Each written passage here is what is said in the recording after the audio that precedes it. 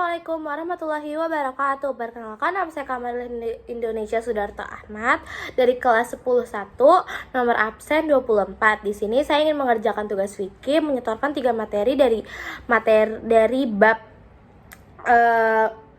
muamalah berserikatan. Di sini saya ingin menyetorkan 3 materinya, yaitu sulhu, terus syirkah, sama murabahah. Yang pertama ada sulhu. Sulhu secara bahasa adalah damai, secara istilah adalah perdamaian di antara dua belah pihak yang berselisih.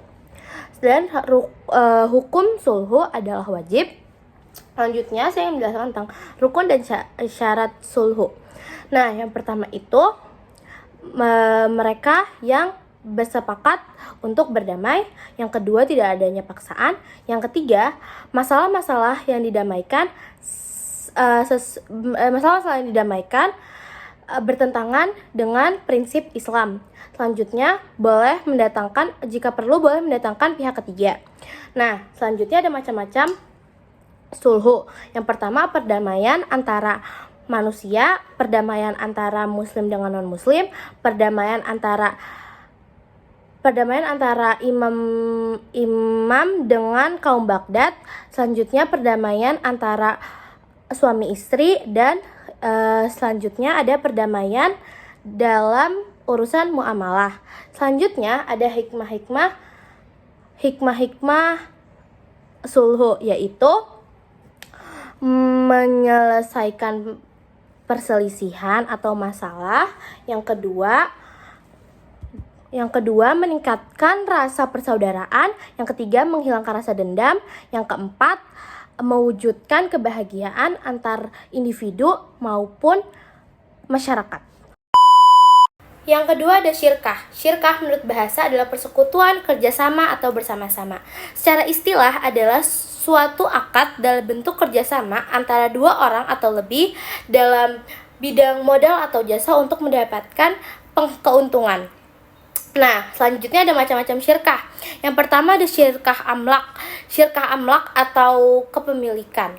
Syirkah amlak adalah terwujudnya karena wasiat atau kondisi lain yang menyebabkan kepemilikan suatu aset oleh dua orang atau lebih. Nah, selanjutnya ada syirkah ukut atau kontrak atau kesepakatan. Syirkah ukut adalah kesepakatan dua orang atau lebih kerjasama dalam modal atau usaha, keuntungan dan kerugian ditanggung bersama-sama. Selanjutnya, syirkah ukut itu terbagi menjadi 4, yaitu ada yang pertama, inan atau harta. Akad kerjasama dalam bidang permodalan untuk menghasilkan suatu keuntungan. Yang kedua ada akmal atau serikat kerja.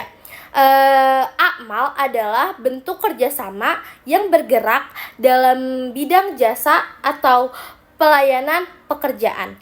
Yang ketiga ada muafadah. Muafadah adalah kontrak kerja dengan syarat kesamaan mulai dari modal, tanggung jawab, penghasilan, dan lain-lain.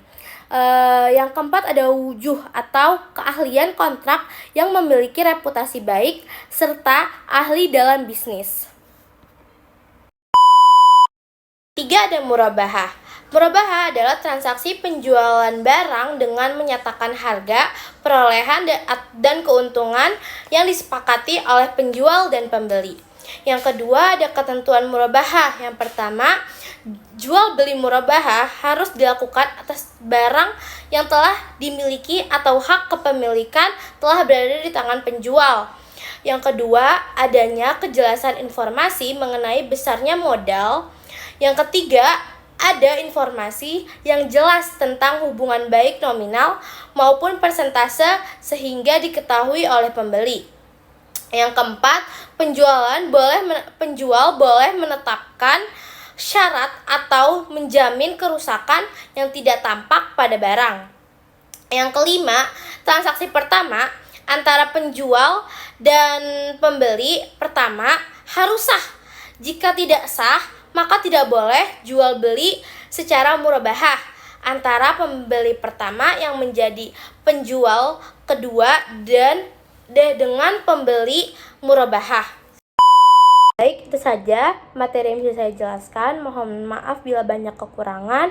Wassalamualaikum warahmatullahi wabarakatuh.